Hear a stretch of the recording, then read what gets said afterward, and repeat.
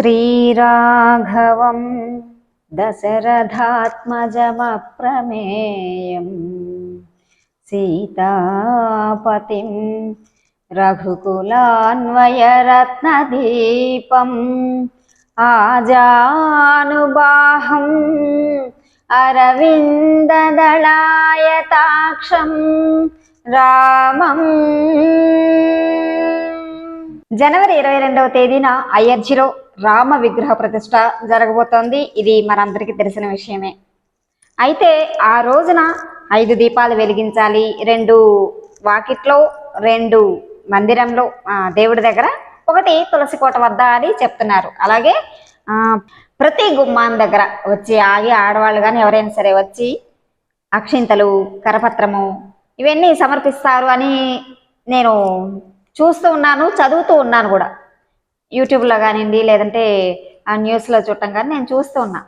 ఇంత గుమ్మానికి ప్రతి గుమ్మం దగ్గర ఆగి వచ్చి అంత లేదేమో, అంత సీన్ లేదేమో అని నిజంగా అనుకున్నానండి. కానీ ఈరోజు మేము వీడియో చేయటానికని ప్రతిసారి మేము సత్యసాయిబాబా మందిరానికి వస్తూ ఉంటాం. ఇక్కడ చాలా ప్రశాంతంగా ఉంటుంది. ఈరోజు కూడా వీడియో చేద్దామని ఇక్కడికి వచ్చాం. మేము వీడియో చేయడానికి వస్తున్నాం. కొంతమంది ఆడవాళ్ళు శ్రీరామ జయ రామ జయ జయ రామ అనుకుంటూ మందిరం లోపలికి వచ్చారు. అక్కడ ఉన్న వాచ్మెన్ వాళ్ళు ఉంటారు, వాళ్ళని పిలిచి అక్షింతలు ఇచ్చారనమాట. నేను చూస్తున్నా, అంటే నాకు కూడా తీసుకోవాలి అని మనసులో ఉంది. నేను అడగొద్దు, చూద్దాం అసలు ఆయన అనుగ్రహం అసలు నా మీద ఉందా లేదా అని నేను లోపల అనుకుంటూ ఉన్నా. చూద్దాం ఇస్తారా ఇవ్వరా అని. వాళ్ళకి ఇచ్చేశారు అక్షింతలు, కరపత్రము అది ఇచ్చేశారు. వెళ్ళిపోతున్నారు. వెళ్ళిపోతున్నారు. నేను అడగాలా వద్దా? అడగాలంటే ఏమవుతుంది, మీ ఇంటి ముందుకు వస్తారు కదా, వాళ్ళు ఇస్తారు అని అంటారా? నేను ఆలోచిస్తున్నా.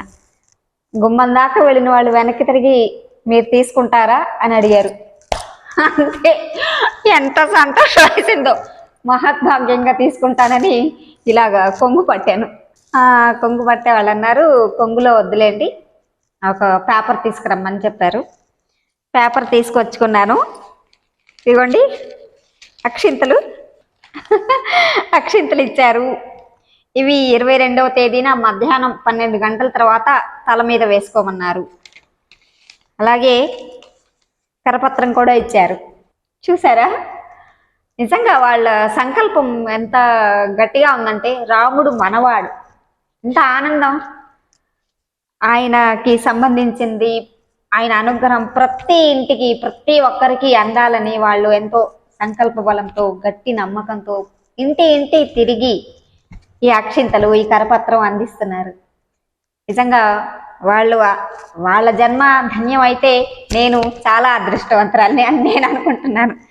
నిజంగా అనుకోలే, ఇవి నాకు అందుతాయని అస్సలు ఊహించలేదు. చాలా బాగా అనిపించింది, చాలా సంతోషంగా అనిపించింది. నోట్ల నుంచి మాట కూడా రావట్లేదు, మీకు తెలుస్తూ ఉండేటచ్చు. అయితే కొంతమంది ఏమన్నారంటే, ఈ అక్షింతలు కొన్ని మనం రోజు పూజ చేసుకుంటాం కదా, కొన్ని వాటిల్లో కలిపి వాడుకోవచ్చు అన్నారు.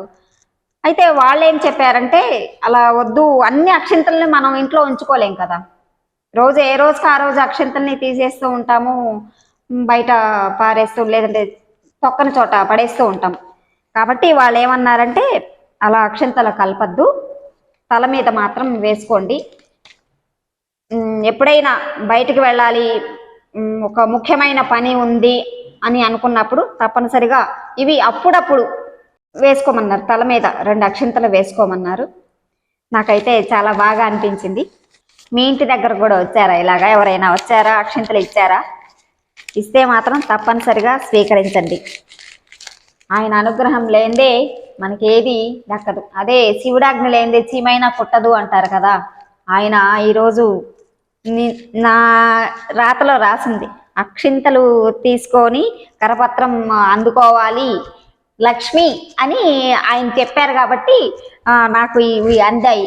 అలాగే ఈ మందిరంలోనే మనం ఒక వీడియో చేసాం, సీతారాముల కళ్యాణం. శ్రీరామనవమి నాడు ఈ మందిరంలోనే ఆయన కళ్యాణం జరిపించాం. సీతారాముల మూర్తులతో, ఇవే మూర్తులు. ఆ రోజున నేను సీతా అమ్మవారిని పట్టుకున్నాను. చాలా బాగా అనిపించింది. ఆయన అనుగ్రహం ఉండబట్టే నేను ఈరోజు ఇక్కడ ఆయన ఎదురుగా కూర్చొని నేను మీకు ఈ సందేశాన్ని ఇస్తున్నాను. మీరు కూడా తప్పనిసరిగా జనవరి 22వ తేదీన 5 దీపాలని వెలిగించండి, అక్షింతలను అందుకోండి, కరపత్రాన్ని కూడా అందుకోండి, ఆ సీతారాముల అనుగ్రహాన్ని పొందండి. శ్రీరామ రామ రామేతి రమే రామే మనోరమే సహస్రనామ తత్తుల్యం రామనామ వరాననే.